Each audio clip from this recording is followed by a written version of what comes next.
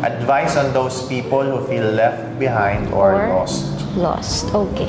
Advice on those feeling left behind. Pag nafe-feel mo na na-left out ka, ano yan? Parang you just have to find yung proper place kung saan naman mafe-feel mo yung ano mo, appreciation mo sa sarili mo. Ganon. Kasi baka mamaya nandun ka sa lugar na hindi mo talaga makokontrol yung situation. Nandun ka lang sa limit na hindi ka talaga mapapansin or talagang merong above you. Ganon. So you have to choose wisely kung saan ka magsistay.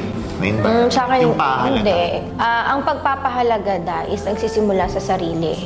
You have to give importance for yourself. You have to know who you are. You have to know kung anong capabilities, kakayahan mo. Kasi hindi pwedeng magdidepende ka, dito pinapahalagan ako, dito hindi. I make myself valuable eh. Ako yung gumagawa ng paraan para maging important ako dun sa kung nasa ang lugar ako. Na may silbi ako kung nasa ang environment ako. So para sa akin, kung ako mag-a-advise, you really have to know yourself. Know yourself. Kilalanin mo yung sarili mo. Sino ba ako? Anong kakayahan ko? Anong kagalingan ko? Then kung nasa ang lugar ka, bahay man yan, or workplace, then ilabas mo. Ilabas mo yung galing mo kung saan ka magaling. Kung magaling kang magpatawa, di magpatawa ka. Para merong something sa'yo na everyone, sa'yo eh. Kaya sa akin na yun. Ay, naku, tingin.